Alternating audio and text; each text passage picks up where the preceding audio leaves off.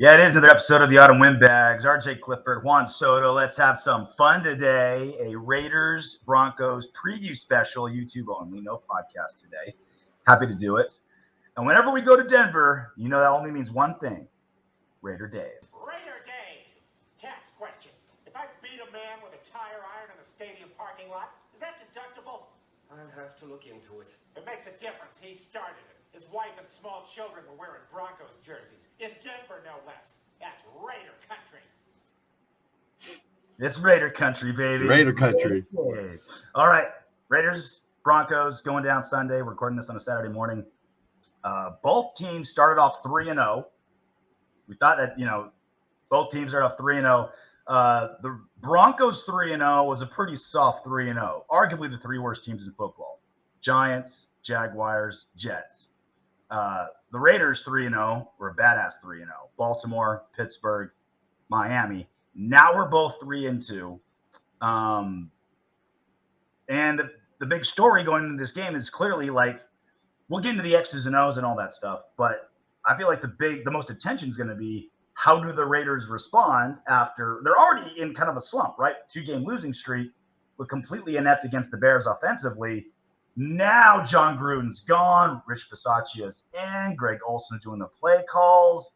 Is Carl Nassib got everything figured out? Do all the black players have everything figured out after what they heard about John Gruden? I think that part of the story is going to be overblown, but I do believe it's part of the equation. So it's kind of like what we thought post game. After the Bears game, we're like, well, how much did it come into play, their shitty play? And we come to find out Gruden pretty much knew he was going to be fired. Yeah. And he coached like it. His fucking play calling was god awful, and he just phoned it in. He's like, he was super distracted and he I don't want to talk about it anymore, post game. It's like he just phoned it in, and that shows you how much coaching does matter in the NFL when you're distracted or you're not all into it with the product you put out. Now the players didn't play well either, but it was kind of a collective thing. As far as going forward, I mean, I really do think that they're gonna come out juiced up. They're gonna come out ready to rock, and they're gonna come out firing. And I wouldn't be surprised if we put up multiple scores in the first quarter, which is unheard of for us. But I'm really not surprised if we come out and score in the first quarter is unheard of. Score. Dude, I have a crazy stat. We are 31st in the league in first quarter points. The only team who is worse than us is the fucking Jets, who have not scored at all in the first quarter. I'm surprised that we weren't last. We have a field goal. That's it. Yeah, so we have scored 1.6 points per game. No, we have 8 points. We have 2 field goals and a safety. So we have 1.6 points in the first quarter. Casey Hayward has more first quarter points than our entire team combined. Our entire offense. Offense combined. Our offense has 0 points in the first quarter. Our special teams has 2 field goals, and our defense has a safety. I mean, Denver's not lighting the world on fire in the first quarter. They're only 2.6 points in the first quarter, which is good for 25th. So I think that's one of the key points right now for us to be able to go to Denver and get a win is starting off strong. If we start off strong, Denver has been shown to not be as good in the first quarter. So if we can start off strong, and honestly, here's a good thing. Around now, maybe in the next couple of games, and this is a little section of games, is when teams start to figure us out. Mm-hmm. And when John Gruden empties his chamber, right? He got nothing left.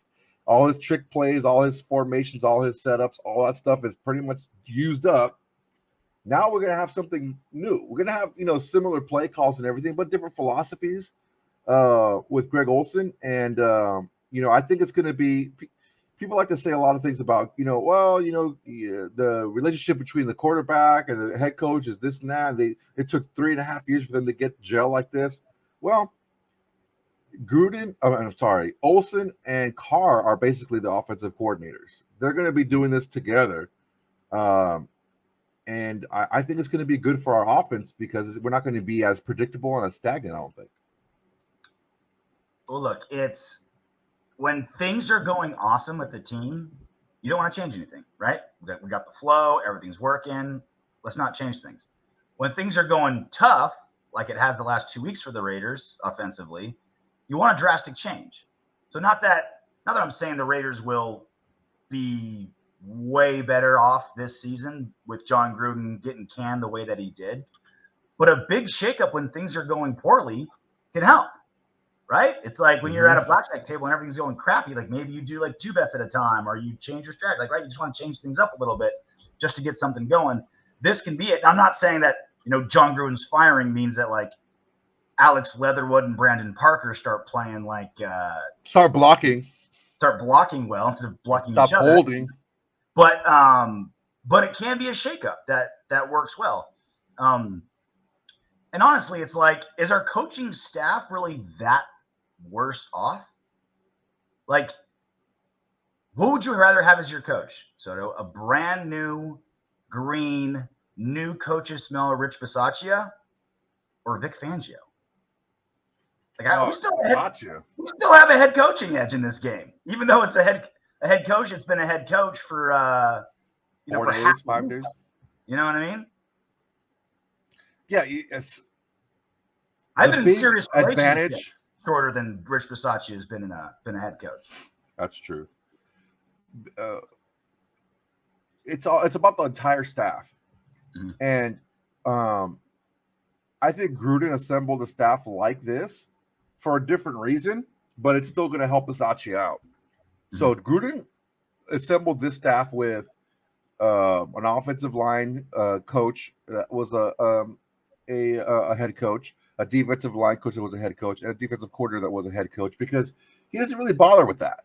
He likes the skill players. He likes the skill positions. That's what he likes. He likes to fiddle with that. The other parts of the team, he just that's not really his thing.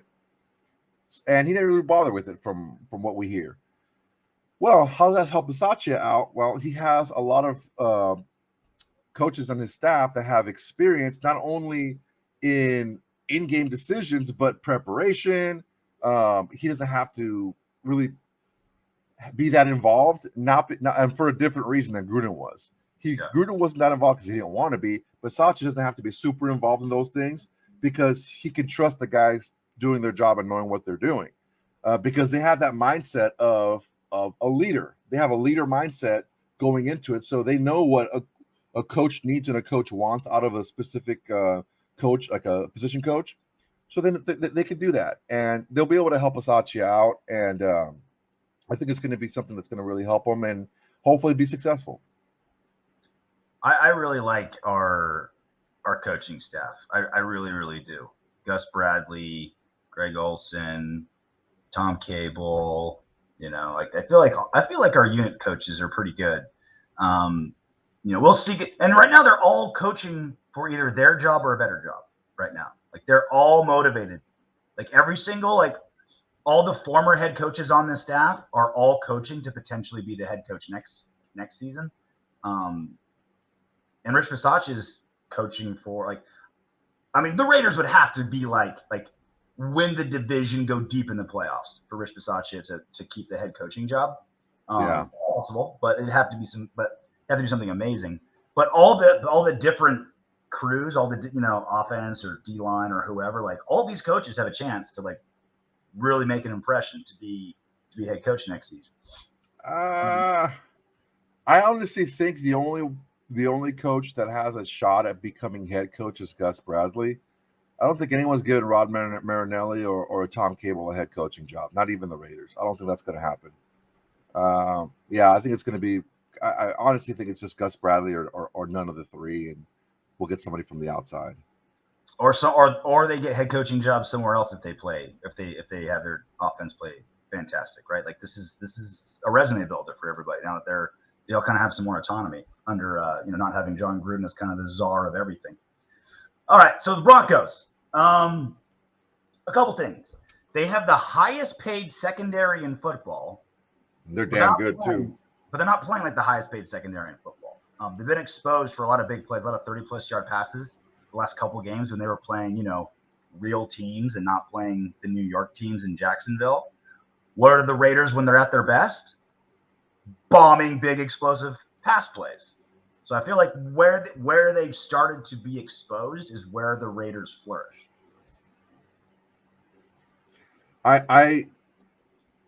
This could be a little bit misleading because the issues with our passing game haven't been the secondary of the opposing team, because the first 3 weeks of the season we played studs in the secondary against the opposing teams.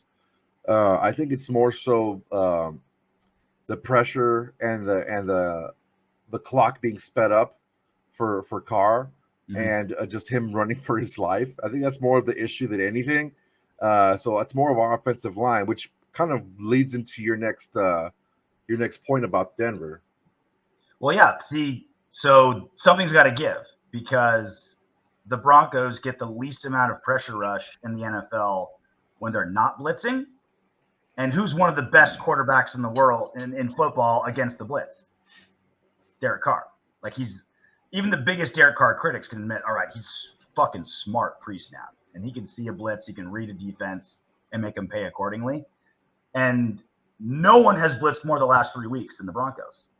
So they've been going, and that's not very Vic Fangio-y of them to blitz a lot. Because they're not getting pressure, they're like, screw it, we're going to start blitzing.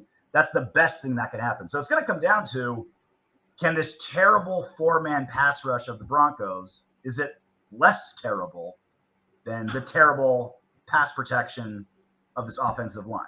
Like, it kind of comes down to that. Is Fangio going to say, all right, I'm not getting pressure even against this terrible offensive line, let me start blitzing? Boom, that's where Derek Carr eats. And the thing with the defensive front for Denver is, no one other than Von Miller really is getting any pressure, and he's not even doing all that great himself because his supporting cast on the line on the front four isn't really doing that much pass rush wise. Then teams can key in on Von Miller, and he's getting a lot of double teams, and he's still a really good player, but he's not the old Von Miller, so he's able to be contained a little bit easier with chips and tight ends over him and stuff like that to help the tackle out. My issue that I have going into this game is our offensive line is like dead weight. It's like a female driver going into a turnabout. This I can't wait to hear. Please give me this analogy. They just forget how to drive. And this is from my own experience. Every female driver that I've been in the car with that got into that Los Coyotes fucking traffic circle, they forget how to drive. They forget traffic laws. They just forget everything. Once you turn a square into a circle, they forget everything. Mm-hmm. Once you do a if twist, that statement, Soto, was in an email to an NFL GM, you would have lost your job. No, because I prefaced it, because everyone that I've been in the car with, I prefaced it. But this is the problem. They're not going to let you preface it. They're just going to say he said something misogynistic. I'll just say I prefaced it. Fuck them. Take a suck the sorrow off my balls. Also, that's also what got John Gruden fired, for saying Roger Goodell can suck his dick. This is how nuts it is, right? Like, it's just like half the things he said are just shitty locker room talk. Anyway, continue your analogy. I'm all ears. So if the Broncos are smart, which they're not dummies over there, if they do any type of stunt or twist or anything like that, our fucking offensive lineman tends to block each other.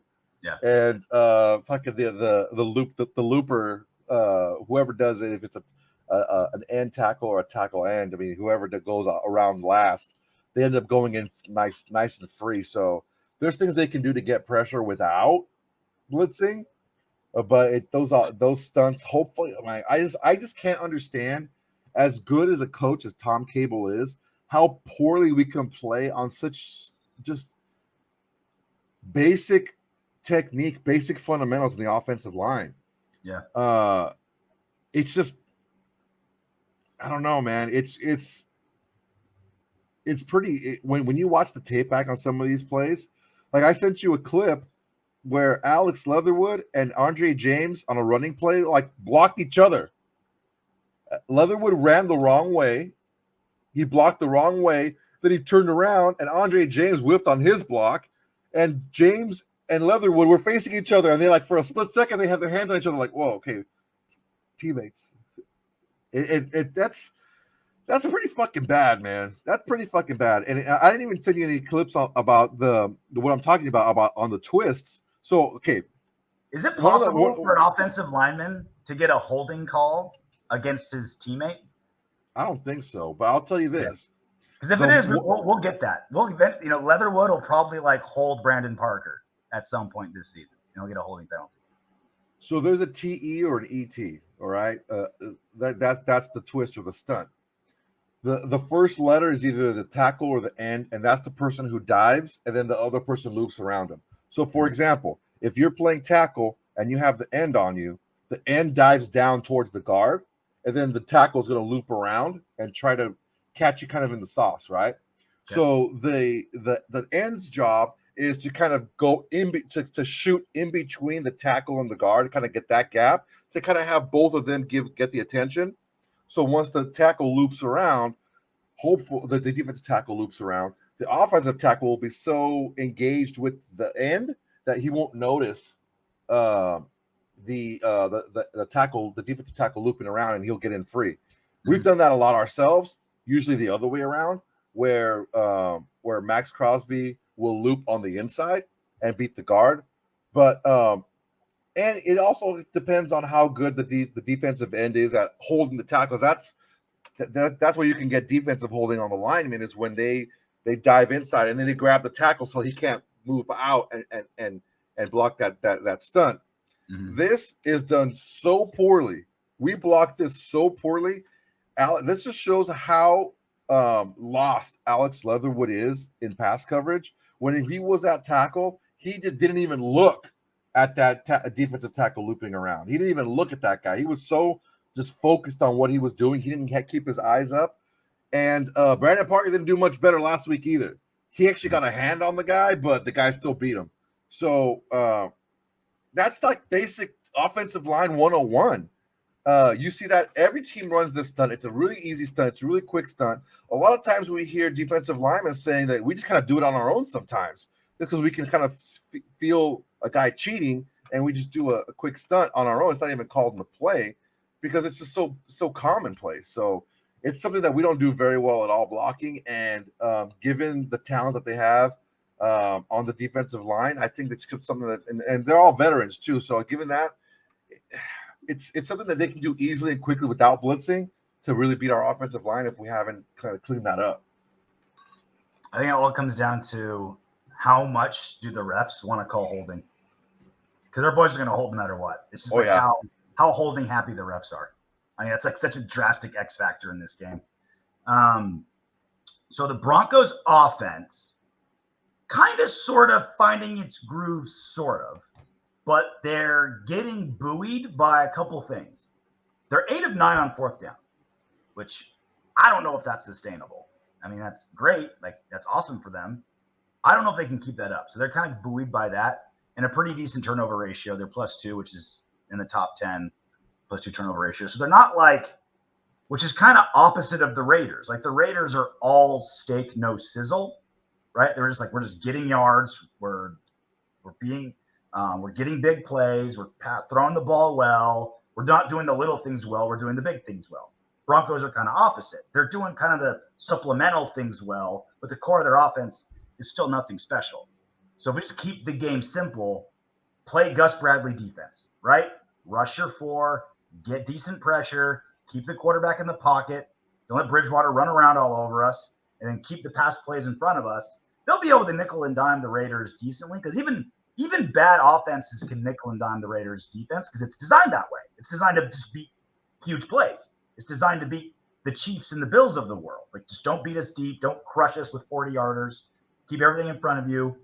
We'll accept getting nickel and dime because eventually we'll get a couple sacks with our defensive line, and we'll, hopefully you'll make a mistake. Quarterback will make mistakes, yeah. Quarterback will make a mistake.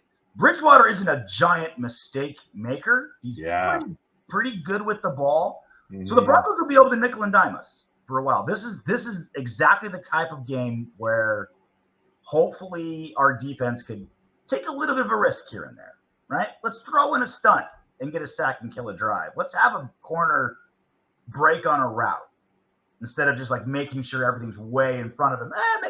Take a shot. Try to go for that pick or something like that. This is the type of offense where our defense can play a little bit more aggressive and try something a little different. They're going to have to. They're going to have to create some type of turnover because, like you said, if you're a dink and dunk type of defense where, you can matriculate the ball down the field on us because we're going to give you the underneath stuff, but we're going to come and tackle. That plays into, like we said, Teddy Bridgewater's game. He's not the guy that's going to get frustrated and be like, "Oh, fuck this! I'm going to go deep." That's and the thing is he's had the running game this year to be able to do that. I think every single game this year. I mean, they got 96 yards against Jacksonville because, I mean, they were throwing the ball like they had like 350 yards passing that game, but every other game they were over 100 yards rushing, and so they want to run the football, and they don't mind dinking and dunking, and they're a balanced offense as far as run and pass. They like to run the ball, and it's gonna be an interesting situation because it's kind of like the old school Denver Broncos, Oakland Raiders at the time, where the Broncos had Terrell Davis, and they were just running the ball, and that set up the pass. Because we hear John Elway this now, so he didn't throw for a ton of yards. It was more Terrell Davis running that offense, and he kind of like threw the ball when he needed to. And an offensive line that cheats. An offensive line that cheats like crazy and fucking ends guys' careers at every game. So that's what they want to do. But the Raiders, they have to have explosive plays on offense. They have to, because the Denver Broncos are not going to have a problem doing a fucking 8-9 minute drive and scoring a touchdown or getting a field goal. This is going to be one of those offenses where we're going to have some great highlights. Like Ruggs, I think Ruggs is going to get like a 50-yard bomb. I think Waller's going to get a bunch of, a couple like 20-yard catches. But it'll also, I think, be an offense with like a bunch of 3-and-outs. I think it'll be like a boomer bust type offense. Now the thing is I agree with that, and I really do think we should take our shots early in drives, early on the early downs. You can't do worse. Can't do worse early. Yeah, because the thing is I have confidence if we throw something deep on first down. Okay, that was that. Let's see if we can make up 5 yards on the second down play. And that's when you can kind of be a little bit more conservative with your play call and look for a short to intermediate pass. I suppose the other way around, where let's get 5 yards on this first, let's get 4 yards in a cloud of dust and shit on this first down play and just force feed the run. And even though it's not working, and you end up with like 2nd and 11, maybe 2nd and 9, but like it's not working. At least you have that opportunity to get a big play where you had no opportunity to get a big play on the running game at all.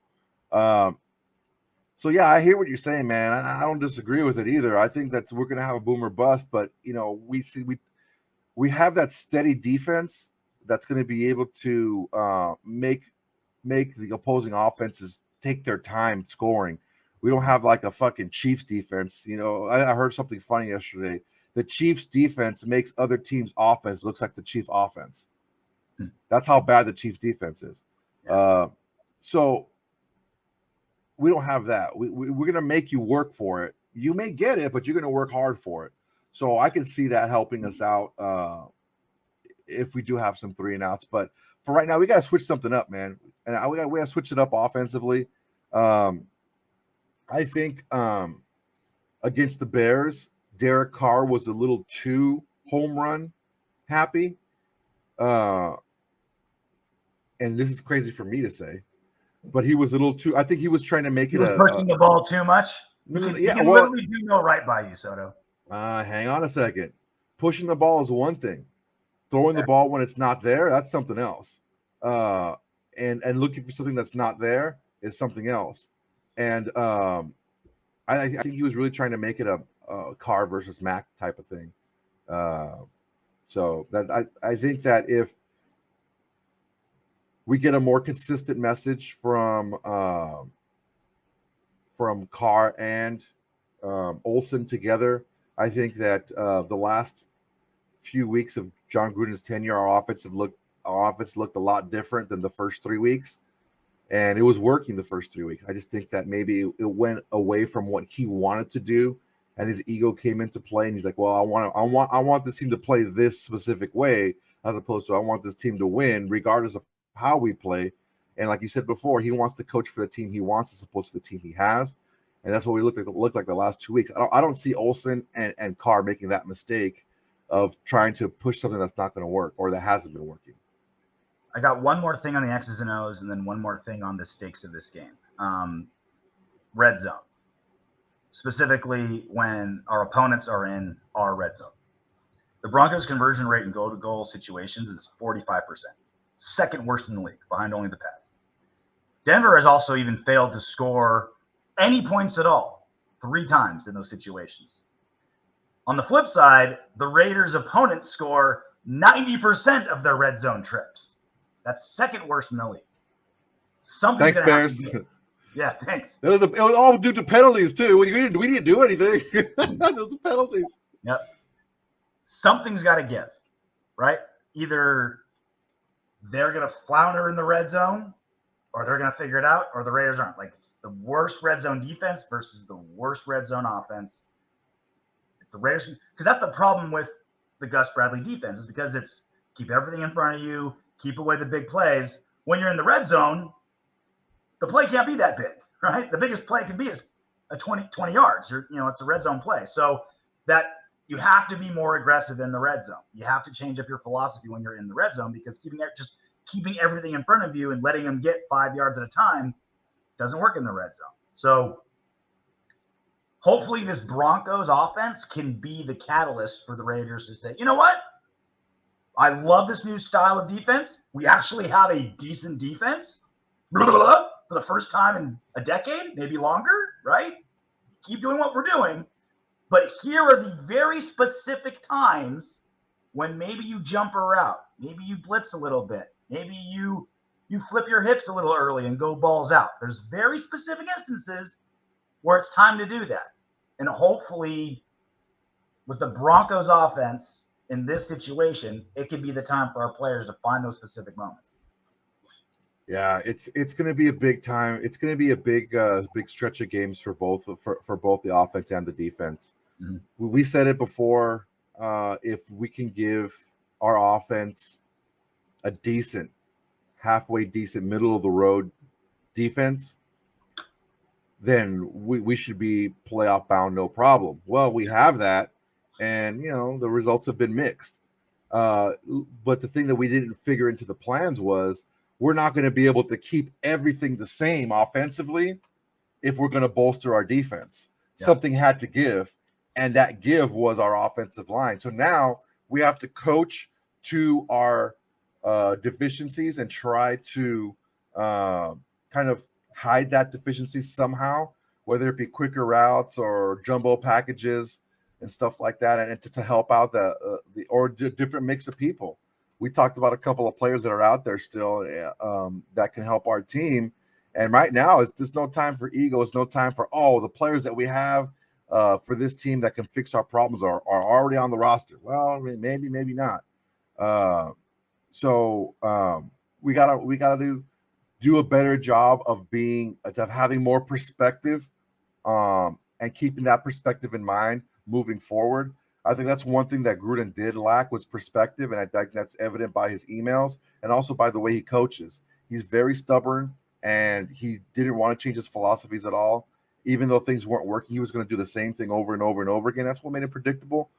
Hopefully that we can be a little bit more fluid with this new regime, and it ends up helping us out, and we turn the season around. So this game is huge in the AFC West. Randomly, like I didn't like until I really started looking at schedules and stuff. I didn't realize how freaking huge this game is for the AFC West. Now it's big in the sense that it's how are the Raiders going to bounce back from losing Gruden and this whole fiasco with the emails. Even outside of that, if none of that happened, this game is massive for the AFC West. So obviously the Raiders and Broncos are 3-2, right? But the Broncos have had their cake schedule already, right? They played their 3 wins are New York, Jacksonville, New York, and they lost to Baltimore and Pittsburgh, 2 teams that we beat. Then their schedule gets hot and cold, right? Cleveland kind of tough, Washington easy, Dallas tough, Philly, everyone's still kind of figuring out what they're all about. Dude, Philly's better than we think. I think Philly got hosed against the Bucks. Mm-hmm. They got a hose on that fucking penalty. Well, that's what I'm saying. Is they're still kind of trying to figure out exactly what they're about, right? Yeah. So the winner is obviously going to be 4-2. The loser is going to be 3-3. Now, the Chargers are an interesting one because they've already had like a chunk of their tough schedule, but they are going to Baltimore on Sunday. Then they play New England, which is they're not good, but Belichick still has a way to figure out defenses. They're gonna be tough to overcome, but I don't know. That Baltimore one might be a tough that they might be 4-2. Dude, Baltimore is probably one of the top 3 teams in the league right now. They're playing after their first game against us. They're playing fucking lights out. Lamar Jackson is balling. And then you've got the Chiefs, which are kind of floundering. The problem is they play the toughest part of their schedule already, right? Like, look, they played Cleveland, lost to Baltimore, lost to the Chargers, beat the Eagles, lost to Buffalo. That's the toughest part of their schedule, and they're 2-3 going out of it. But now it's Washington, Tennessee, New York, Green Bay, and then the Raiders on Sunday Night Football mid-November. So they could easily go win their next 4 in a row before they head to Las Vegas to play the Raiders. Yeah, for sure. I mean that Green Bay game is going to be a little bit tough, and we have with the Chiefs, you have to look at the opposing defenses. Mm-hmm. That's what you have to look at because offensively, your opposing offense means nothing against the Chiefs. You'll be able to score points on the Chiefs. Don't worry. If you want to get right offensively, play the Chiefs. Can the defense? I wouldn't say stop them because you don't really stop the Chiefs' offense. You just kind of jump on opportunities. And this year they've been giving people opportunities, fumbling, interceptions, stuff like that.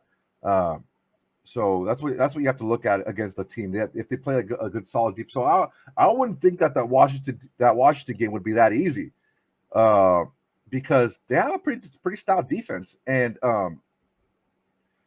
that's what you need. You don't really need a good offense because the Chiefs are going to make sure you have a good offense. So defensively, can you jump on opportunities or maybe create some opportunities of your own? And so I wouldn't see that Washington game being such a walk in the park. And then the Raiders are heading into the soft part of their schedule, right? We beat Baltimore, beat Pittsburgh, beat Miami, lost to the Chargers and the Bears. Now it's Denver, Philly, New York. Soft part of our schedule before, again, we head into Kansas City. So we're kind of opposite. Like not opposite, but Kansas City and the Raiders are going into the soft parts of our schedules before we meet on Sunday Night Football in November 14th. So when you're kind of looking at this, whoever comes out of this game is going to be 4-2 and heading into important parts of their schedules. The Chargers hopefully will pick up a couple losses. The Chiefs should go off. The Broncos are hit and miss, and the Raiders have a soft part of their schedule.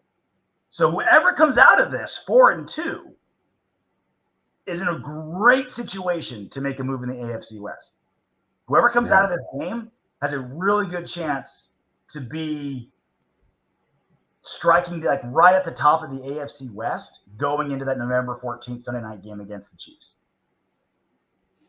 Huge game. Really, what you want is you want to be close to maybe 1 or 2 games out, going into like the last third of the season, because that's when the injury bug starts to hit. As people start getting worn down, especially an extra game this year. People start getting more worn down. Players get more worn down. So that's really what you're looking for, is to be able to kind of stay within striking distance, and hopefully you stay healthy, and you're able to take advantage of that. I think moving into this game against Denver, attitude is going to be a big. There's 2 ways you can go into it in a positive way. 2 ways you can go into it, and there's one right way and there's one wrong way. Because there's one that can work today, or supposed to be, excuse me, tomorrow. But there's another one that can actually be a little bit better long term. The whole everyone's against us, no one thinks we can do it. We're the underdogs type of thing. That can work 1 week, but it's not going to work multiple weeks. Mm-hmm. That's why those underdogs, they play up that one game that you do that, but then the next game they shit, and they go and they were who they were. Yeah. The attitude that we need to have is, yeah, this happened, but fuck that. We're still the fucking team to beat in this division. We had all this shit happen. We had a fucking head coach mail it in, and we're still only 1 game back. Yeah. We're the team that played the first 3 weeks, not the team that played the last 2 weeks. That's the attitude we need to have. Like, yeah, this happened, but fuck that shit. We don't give a shit. We're still going to go and ball out. That's an attitude, and that's a different attitude than, oh, come on, let's rally around each other. Everyone's against us. Like, that's like the victim mentality. We can't have that mentality. We can have a woe is us, but we're going to overcome mentality. Okay? I say it at the gym all the time. And big shout out to Frankie Chavez at Spider Muay Thai. He says I never shout him out. So here you go, Frankie. Now you can shut the hell up.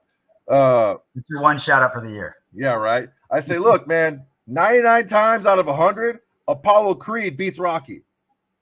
Okay? Mm-hmm. 99 times out of 100. Stop trying to be Rocky. When I talk to the fighters, I said, look, stop trying to be like, oh, you know what? I can fight up a weight class because I can fight up a couple of weight classes because I'm just going to freaking rally. Like, dude, there's weight classes for a reason because it makes a difference. All right? Like, do the work. What's wrong with being the better fighter? What's wrong with being the better team and knowing you are? There's nothing wrong with that. And I always thought about making a T-shirt. Apollo beats Rocky 99 out of 100 because it's fucking true.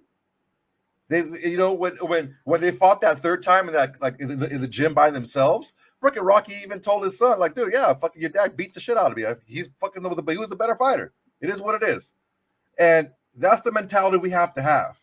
Yeah, we got knocked down. Yeah, we lost. Whatever. This guy showed a lot of heart. One fight against me, but 99 times out of 100. I'm going to win this fight. And that's the attitude we have to have.